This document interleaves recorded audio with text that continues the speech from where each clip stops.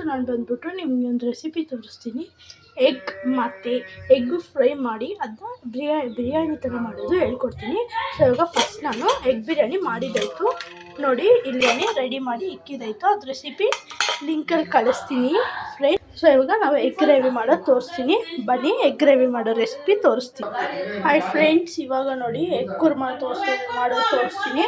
So ಇವಾಗ first ನಾನು ಇದಕ್ಕೆ 2 ಸ್ಪೂನ್ ಅಷ್ಟು ಆಯಿಲ್ ಹಾಕೊತೀನಿ. ಒಂದು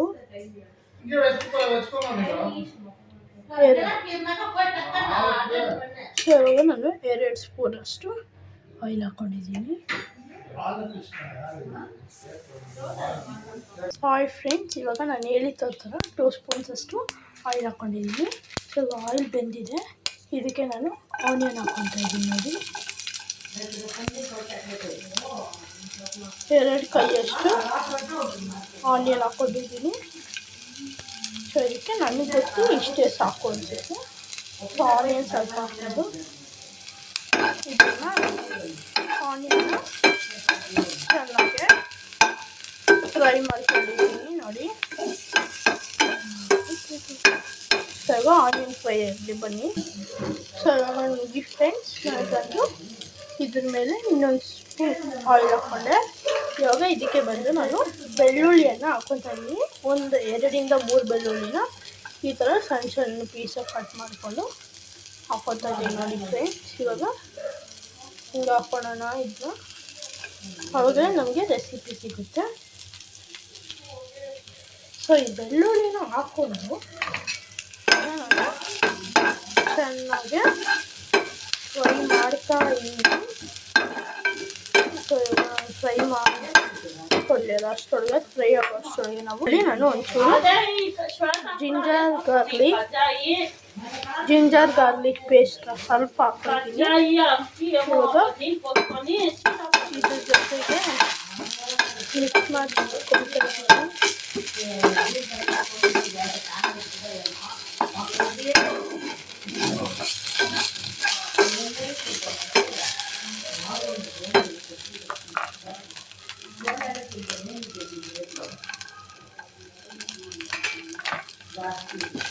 ಜೊತೆಗೆ ಆಯಿಲನ್ನು ಹಾಕಿ ಚೆನ್ನಾಗಿ ಮಿಕ್ಸ್ ಮಾಡ್ಕೊಳ್ಳೋಣ. ಇವಾಗ ಮಿಕ್ಸ್ ಆಗೋಷ್ಟೊಳಗೆ ನಾವು ಇದರಲ್ಲಿ ಮಸಾಲಾನ ಹಾಕೊಳ್ಳೋಣ. ಸೊ ಸ್ವಲ್ಪ ಖಾರ ಪುಡಿ, ಸ್ವಲ್ಪ ಪೆಪ್ಪರ್ ಪೌಡರ್, ಸ್ವಲ್ಪ ಉಪ್ಪು, ಸ್ವಲ್ಪ ಅರಿಶಿನ. ಸೊ ಇವಾಗ ಇದೆಲ್ಲ ಚೆನ್ನಾಗಿ ಹಾಕೊಳ್ಳೋಣ ಫ್ರೆಂಡ್ಸ್. ನಿಮಗೆ ಖಾರ ಬೇಕಂದರೆ ನೀವು ಜಾಸ್ತಿ ಖಾರ ಹಾಕ್ಬೋದು. ಸೊ ಇವಾಗ ಇದೆಲ್ಲ ಚೆನ್ನಾಗಿ ಮಿಕ್ಸ್ ಮಾಡ್ಕೊಳ್ಳೋಣ. ಚೆನ್ನಾಗಿ ಇದನ್ನ ಈ ಥರ ಚೆನ್ನಾಗಿ ಮಸಾಲ ಕಲರ್ ಬರಬೇಕು. ಸೊ ಇವಾಗ ಇದು ಮಸಾಲ ಕಲರ್ ಬಂದರೆ ಇದನ್ನ ಒಂದು ಚೂರು ಒಂದು 5 to 10 ಮಿನಿಟ್ಸ್ ಬೇಡ, ಒಂದು 2 to 5 ಮಿನಿಟ್ಸ್ ಇದನ್ನ ಬೇಯಕ್ಕೆ ಬಿಡಬೇಕು. ಇದು ಬೇಯೋ ಅಷ್ಟರಲ್ಲಿ ನಾವು ಸ್ವಲ್ಪ ನೀರನ್ನು ಹಾಕ್ಕೊಳ್ಳೋಣ ಇದಕ್ಕೆ. ಸೊ ಈ ಥರ ನೀರನ್ನು ಹಾಕಿ ನಂತರ ಮಿಕ್ಸ್ ಮಾಡ್ಕೊಬೇಕು. ಲೈಕ್ ಅದು ನಮಗೆ ಸೂಪ್ ಥರ ಕಾಣಿಸುತ್ತೆ. ಸೊ ಅದು ಸೂಪ್ ಥರ ಬಂದಿರುವಾಗ ನಾವು ಫ್ಲೇಮ್ ಒಂಚೂರು ಜಾಸ್ತಿ ಇಟ್ಕೊಂಡು ನಾವು ಅದು ನಮ್ಗೆ ಈ ಥರ ಬಂದಿರೋವಾಗ ನಾವು ಇದರಲ್ಲಿ ಒಂಚೂರು ಎಲ್ಲ 1-2 ಮೊಟ್ಟೆ ಬೇಯಿಸ್ಕೊಂಡಿದ್ವಲ್ಲ, ಅದನ್ನ ಒಂದು ಮೊಟ್ಟೆನ 4 ಪೀಸಲ್ಲಿ ಕಟ್ ಮಾಡಿ ಅದನ್ನ ಇದ್ರಲ್ಲಿ ನೋಡಿ ಫ್ರೆಂಡ್ಸ್. ಇವಾಗ ನಾನು ಮೊಟ್ಟೆಯನ್ನು ಎಲ್ಲ ಇದರಲ್ಲಿ ಹಾಕೊಂಡಿದ್ದೀವಿ. ನಮಗೆ ಈ ಗ್ರೇವಿ ಥಿಕ್ ಕನ್ಸಿಸ್ಟೆನ್ಸಿಯಲ್ಲಿ ಬರುವಾಗ ನಾವು ಚೆನ್ನಾಗಿ ಇದನ್ನು ಈ ಕಡೆ ಆ ಕಡೆ ಮಿಕ್ಸ್ ಮಾಡ್ಕೊಳ್ಳೋಣ. ಮಿಕ್ಸ್ ಮಾಡಿಕೊಂಡು ಚೆನ್ನಾಗಿ ಒಂದು ಎಗ್ ಗ್ರೇವಿ ಕುರ್ಮಾ ಥರ ಬರಬೇಕು. ನಮಗೆ ನೀರು ಸಾಕಾಗಿಲ್ಲ ಅಂದರೆ ನಾವು ಒಂಚೂರು ನೀರು ಹಾಕ್ಕೊಬೋದು. ನೋಡಿ, ಒಂದೇ ಒಂದು ಸ್ಪೂನಷ್ಟು ನೀರು ತಿರ್ಗಿ ಹಾಕ್ಕೊಂಡು ಇದನ್ನ ಎಲ್ಲ ಮಿಕ್ಸ್ ಮಾಡಿಕೊಂಡು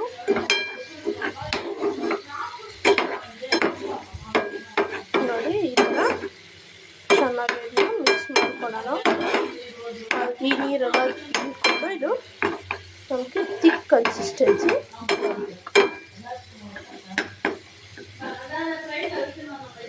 ಅದು ಬೇಯೋಷ್ಟು 2 ಮಿನಿಟ್ಸ್ ಮುಚ್ಚಿ ಎತ್ತಿಕೋಣ.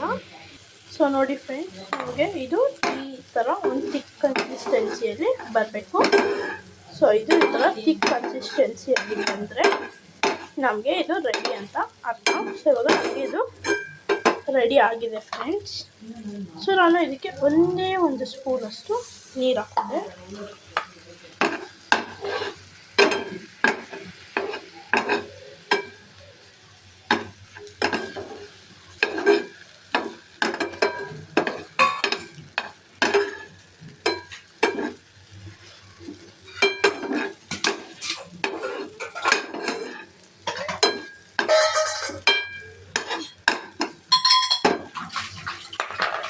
ಸೊ ನೋಡಿ ಫ್ರೆಂಡ್ಸ್, ಇವಾಗ ಇದು ಹಿಂಗೆ ಡ್ರೈ ಆಯಿತು. ಸೊ ಇದು ಕರೆಕ್ಟ್ ಮೆಥಡು. ಸೊ ಇವಾಗ ನಮ್ಗೆ ಅದಾಗಿದೆ ಅಂತ ಫ್ಲೇಮ್ನ ಆಫ್ ಮಾಡೋಣ.